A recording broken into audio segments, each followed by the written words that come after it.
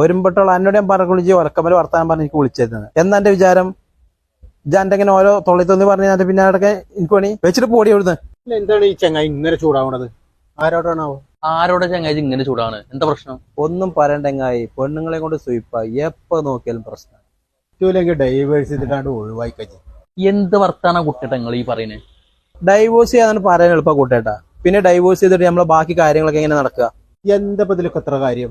കുറച്ച് ഊണ് കഴിക്കണം, ഒരു ഭാഗത്ത് കിടന്നുറക്കണം. അതിപ്പോ ഹോട്ടലിൽ പോയാലും കിട്ടും.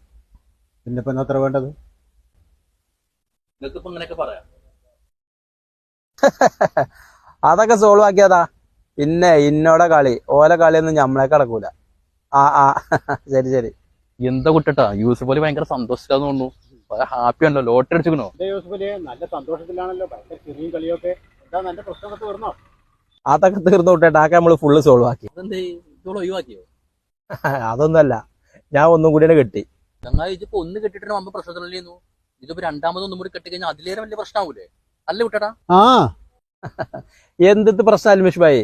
ഇപ്പൊ രണ്ടാമത് കെട്ടിയേക്കിനെ രണ്ട് പെണ്ണുങ്ങൾ കൂടി തമ്മിലായി പൊരിഞ്ഞാടി. അവിടെ നമ്മൾ സേഫ് ആയിട്ട് പോന്നിട്ട് നമ്മളോട് ഓല കളി. ആളെ വേണ്ടത്ര പരിചയമില്ലാന്ന് തോന്നുന്നു. ലോകപ്രസിദ്ധനാ തനി രാവണൻ. 10 തലയാ ഇവന്.